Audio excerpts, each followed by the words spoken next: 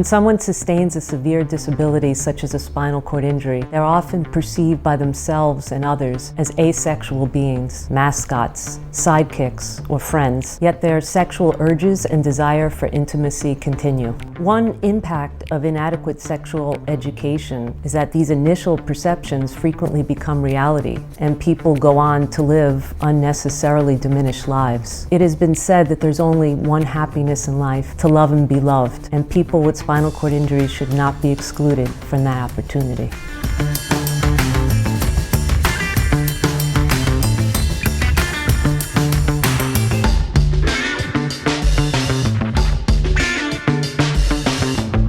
That's the first thing everybody wants to know. Even girlfriends, new friends, everybody wants to know. That's like the magic question. Can you? How? I was rolling back home and one of the young ladies called me. She had my number. She was like, "Hey, Damon, you came up with topic of conversation." I'm like, "Yeah, okay, what's happening?" She was like, "I don't know how to ask you." As soon as she said that, ladies and gentlemen in chairs, y'all know exactly what that meant. She want to know. You understand? She want to know if it still works. For some people, they don't realize that they can still have intimate relationships. Tends to be the younger injured person's first question, but there's a lot of older couples who've been married 40 years, they get injured, and their first question is, how am I supposed to be a wife to my husband? We are defined as human beings who, recreate. We like to reproduce, we like to engage in sexual activities and have those intimate relationships. When I got into this field, I had women that came up to me and they said when they had a spinal cord injury, their doctor said to them when they asked them about sex, give up, it's over. There is a huge placebo and nocebo effect in everything we do. If you have a spinal cord injury and you've been told orgasms are a problem after injury, that's going to work against you. The reality is, people with spinal cord injuries can have orgasms. You have to think about how your mind interacts with your body when you're sexually active.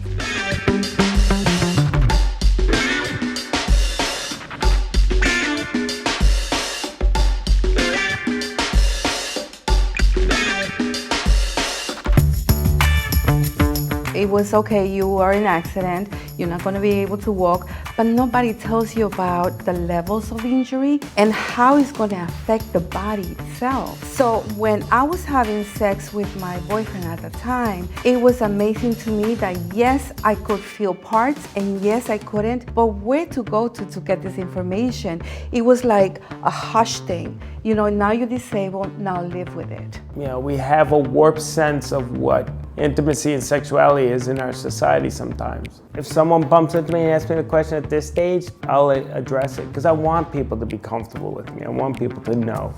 And that person might leave that conversation and not be so shy to approach an individual with a disability.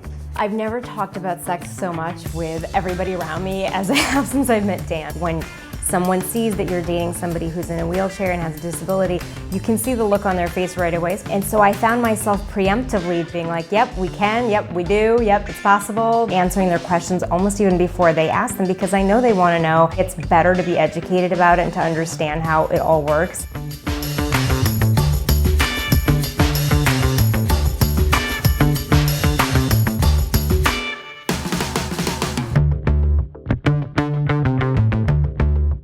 The premise that I think that you're coming from, which is a really common one, is that the desire comes from the anticipation of genital insertion or being inserted into, and that's really what drives whether somebody wants to be sexual with somebody else or not. That is not the only thing that can drive whether or not somebody wants to have sex with somebody. This is one of my biggest points about sex and disability. That is such a misconception about sex that it has to be about genital intercourse.